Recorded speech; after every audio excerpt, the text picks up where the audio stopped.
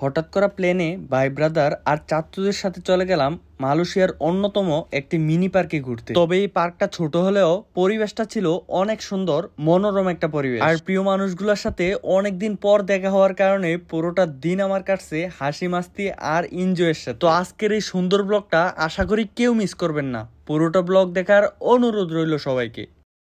Hello, আসসালামু আলাইকুম guys, আমি সৈকত খান আছি আপনাদের সাথে। কেমন আছেন সবাই? আশা করি সবাই ভালো আছেন। আলহামদুলিল্লাহ আপনাদের দোয়ায় আমি সৈকত অনেক ভালো আছি। আরো বেশি ভালো থাকার কারণ হচ্ছে আজকে হঠাৎ করা প্লেনে আমরা চলে যাচ্ছি সবাই মিলে ঘুরতে। সন্ধ্যা হওয়ার 2 ঘন্টা আগেই আমরা রওনা দিয়ে দিই ঘোরার উদ্দেশ্যে। সারাদিন বৃষ্টি থাকার কারণে খুব অল্প সময় হাতে নিয়ে আমরা বের হয়েছি ঘোরার জন্য। বাসার গেটের সামনে কিছুক্ষণ দাঁড়াতে না দাঁড়াতেই আমাদের বুক করা গ্র্যাবটা চলে আসছে। যেহেতু আমাদের হাতে সময় খুব কম ছিল, তাই আমরা দেরি না করে তাড়াহুড়া করে উঠে পড়লাম গ্রেভে। এইখান থেকে গ্রেভে করে আমরা যাব হচ্ছে পাসারসানিতে। আর পাসারসানির ওইখানে আমাদের জন্য অপেক্ষা করতেছে আমার প্রিয় চাচ্চু এবং ভাইয়ারা। বলতে বলতেই শুরু হয়ে গেল আমাদের পাসারসানি যাওয়ার জার্নি। আর জার্নিটা ছিল জাস্ট অসাধারণ, কারণ বৃষ্টি শেষে আকাশ সুন্দর হয় এটা আমরা সবাই জানি। সারাদিন বৃষ্টি শেষে চারপাশের পরিবেশটা এতই সুন্দর লাগতেছিল যা বলার মতো। তারপরে একটু সামনে আসাতেই চোখে পড়লো মালয়েশিয়ার সবচেয়ে বড় টাওয়ার সাতু 1। এদিকে আমি ব্যস্ত ছিলাম ব্লগ নিয়ে, আর ওইদিকে আমার ফ্রেন্ড ব্যস্ত ছিল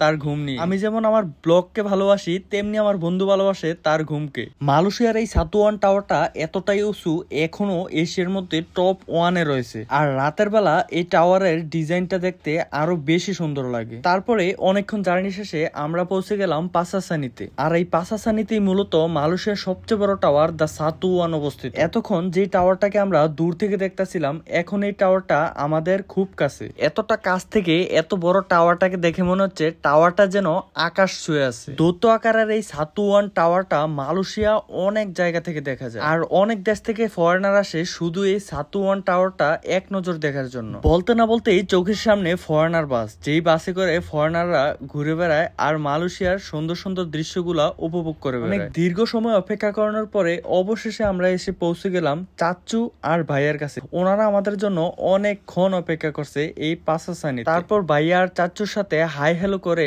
আমরা উঠে পড়লাম অন্য একটা গাড়িতে পার্কে যাওয়ার উদ্দেশ্যে। আর অবশেষে আমরা এসে পৌঁছে গেলাম TRX মলে অবস্থিত এই ছোট্ট মিনি পার্কটাতে। যান্ত্রিকে শহরে এত সুন্দর একটা খোলামেলা পার্ক যা ভাবার মতো না। আর আরো চমকে দেওয়ার বিষয় হচ্ছে এই পার্কটা স্থাপন করা হয়েছে 10 থেকে 15 তলা উপরে। আর এইটা দেখার জন্যই আমরা চলে যাচ্ছি পার্কের মূল স্পটে। আর এই পার্কের পাশে অবস্থিত রয়েছে মালয়েশিয়ার অন্যতম একটি নামকরা টাওয়ার। আর এই টাওয়ারটার ডিজাইনটাও ছিল অনেক ইউনিক। পার্কের মূল স্পটে যাওয়ার জন্য আমরা অতিক্রম করতে লাগলাম একের পর এক সিঁড়ি। আর পার্কে যাওয়ার পথেই সামনে পড়লো অনেক সুন্দর একটা রেস্টুরেন্ট। এই রেস্টুরেন্টটা দেখে কেন জানি মনে হচ্ছে আমরা চলে আসছি ইউরোপের কোনো একটা দেশ। রেস্টুরেন্টের ডেকোরেশনটা আর ডিজাইনটা ছিল অনেক ইউনিক আর অনেক সুন্দর। সত্যি কেন জানি না বারবার মনে হচ্ছিল আমরা ইউরোপের কোনো একটা দেশে চলে আসছি। এতটাই সুন্দর ছিল রেস্টুরেন্টের পরিবেশটা, মনে হচ্ছিল কিছু সময় এইখানে বসে যাই। তবে সময় কম থাকার কারণে আমরা এখানে বসতে পারি নাই। আমাদের কাছে খুব অল্প সময় আছে পার্কটা ঘুরে দেখার জন্য। আর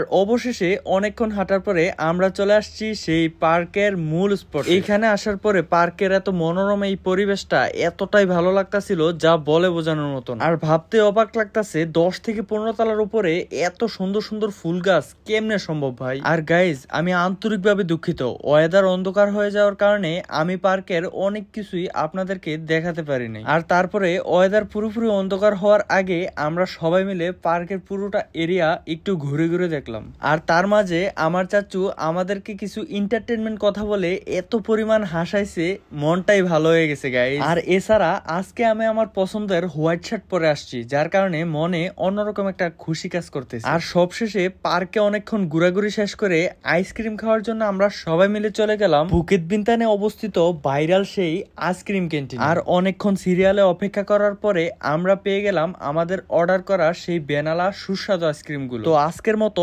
এইখানেই বিদায় নিচ্ছি। ব্লগটি কেমন লাগলো অবশ্যই কমেন্টে জানাবেন। দেখা হবে নতুন কোনো একটা ব্লগে। ততক্ষণ সবাই ভালো থাকবেন, সুস্থ থাকবেন। আসসালামু আলাইকুম।